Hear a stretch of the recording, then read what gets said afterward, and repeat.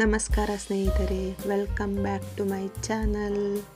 ಈ ಅಂಕಣದಲ್ಲಿ ಒಂದು ಕನ್ನಡ ಪದದ ಉಗಮದ ಬಗ್ಗೆ ತಿಳಿಯೋಣ.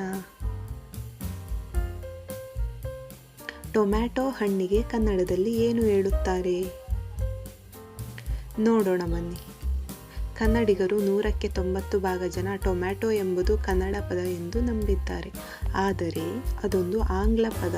ಟೊಮ್ಯಾಟೊಗೆ ಕನ್ನಡದಲ್ಲಿ ಗೂದೆ ಹಣ್ಣು ಎಂದು ಕರೆಯುತ್ತಾರೆ.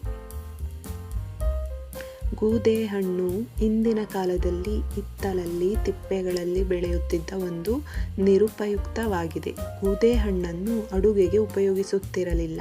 ಅದಕ್ಕೆ ಕಾರಣ ಅದು ತಿಪ್ಪೆಯ ಮೇಲೆ ಬೆಳೆಯುತ್ತಿದ್ದ ಹಣ್ಣು. ಈ ಹಣ್ಣನ್ನು ಇಂದಿನ ಕಾಲದಲ್ಲಿ ಯಾರೂ ಬೆಳೆಯುತ್ತಿರಲಿಲ್ಲ. ಅದು ಸ್ವಾಭಾವಿಕವಾಗಿ ಕಾಡು ಗಿಡ ಬೆಳೆಯುವ ಹಾಗೆ ಬೆಳೆಯುತ್ತಿದ್ದವು.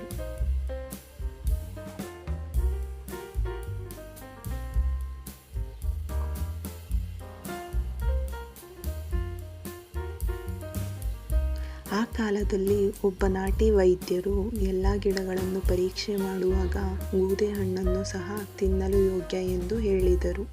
ನಂತರ ಗೂದೆ ಹಣ್ಣನ್ನು ಬಳಸುವವರ ಸಂಖ್ಯೆ ಹೆಚ್ಚಾಯಿತು. ಗೂದೆ ಹಣ್ಣು ಸಹ ರೈತರು ಬೆಳೆಯುವ ಬೆಳೆಯಾಗಿ ಮಾರ್ಪಾಡಾಗಿದೆ. ವೈಜ್ಞಾನಿಕವಾಗಿ ಟೊಮ್ಯಾಟೊ ಒಂದು ಆರೋಗ್ಯಕರ ಹಣ್ಣು, ತರಕಾರಿ.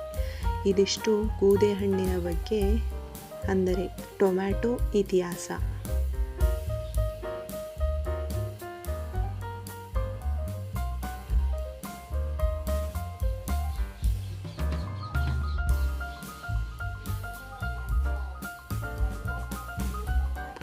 ಧನ್ಯವಾದಗಳು.